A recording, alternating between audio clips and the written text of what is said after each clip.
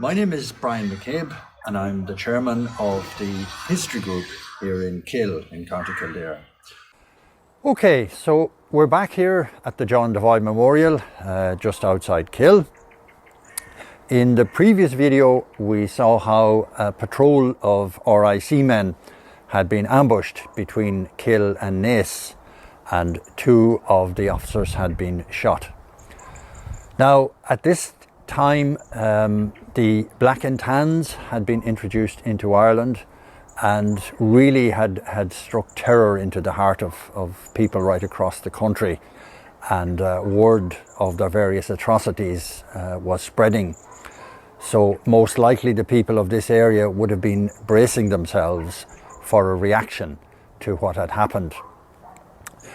Just to get an idea of the hostility to the Black and Tans, we can have a look at a proclamation which was issued by the IRA. This was back in March of 1920, and it said, "Whereas the spies and traitors known as the Royal Irish Constabulary are holding this country for the enemy, and whereas said spies and bloodhounds are conspiring with the enemy to bomb and bayonet and otherwise outrage a peaceful, law-abiding and liberty-loving people, wherefore we hereby proclaim and suppress the said spies and traitors, and do hereby solemnly warn prospective recruits that they join the RIC at their own peril. All nations are agreed as to the fate of traitors. It has the sanction of God and man."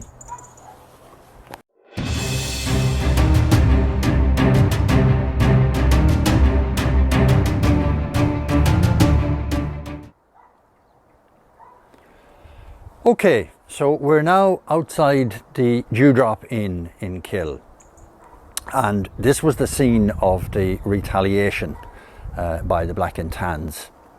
The Dewdrop Inn was just directly across from the RIC station across the road, and it was where the RIC men would have gone to drink and so on.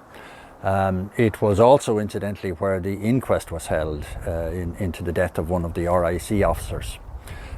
So this was very much would have been viewed as their local. So on the night of the 26th of August, around about 7 o'clock, eyewitnesses record that a lorry load of Black and Tans arrived here at the Dewdrop Inn. Now at this stage there were contingents of Black and Tans based both in the Naas barracks and over in Newbridge. So they pulled up outside the Dewdrop, went into the Dewdrop Inn and were drinking in there for some time apparently. And eyewitnesses record that after a while two men left the Dewdrop, one of them in uniform and one of them in civilian clothes. The man in uniform had a rifle, the other chap had a revolver, and they proceeded down the street to the other pub in the town, Greenhills. It's known today as the Old House.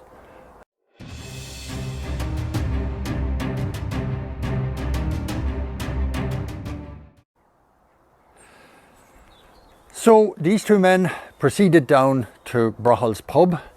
They went in. One of them is supposed to have shouted, "What bastard killed the policeman?" They went up to the bar and they demanded 2 pints of ale, which were served up by the wife of the owner, Ellen Brahal. And as she put the pints on the counter, the man with the revolver fired 2 shots into the ceiling and said, "We are going to burn this place down tonight." So she ran out of the pub and off to a neighbour's. At this stage, the lorry load with the rest of the Black and Tans had arrived down from the Dewdrop, down outside Greenhills. They all came into the Dewdrop, into Greenhills, and they started loading up all the drink in the place that they could put into the lorry. I think there was 3 dozen bottles of whiskey, brandy, stout and so on, all loaded up into the truck. They then smashed up everything that was in the pub, smashed it on the floor, got into the lorry and drove off again, cheering and shouting. So after a while, people went back to Greenhills and went in to see what had happened and what the damage was. And then a lorry, there are different accounts as to whether it was the same group or whether it was a different group. But a lorry pulled up again outside Greenhills and a group came in. It were certainly different men. They started interrogating everybody who was in the pub, roughing them up, asking them for their names, and they seemed to be checking the names off a list. And none of the names seems to match, so they said, right, get out. And everyone left at that stage. And as the Black and Tans were leaving, there was a mare belonging to a man called Michael Delahunt standing outside, and he shot the mare through the head. And again, they got into the lorry and they drove off. So you might think that was the end of the night of terror in Kill, but in fact it wasn't. There was a third episode. About 1 o'clock in the morning, another lorry pulled up, this time with military, with soldiers. They went into Greenhills. At this stage, the Greenhills had left. They decided it wasn't safe to stay in the place. They tore the place apart, particularly the living quarters, which were upstairs, and reputedly they threw everything out the upstairs window down into the backyard. And again, they drove off. They drove off around the area and they called to a number of other houses, including the Domikins and the Trainers. They roused the inhabitants in those houses and interrogated them. And again, they seemed to be operating off a list. They were looking for certain people and they didn't find those people. They came back through the village. There was a man called John Abbott who was walking down the street, and again he was stopped and fairly seriously assaulted.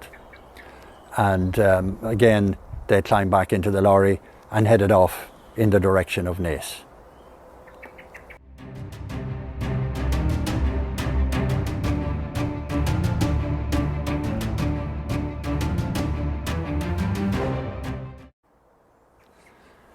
So they climbed into the lorry and they headed off in the direction of Naas.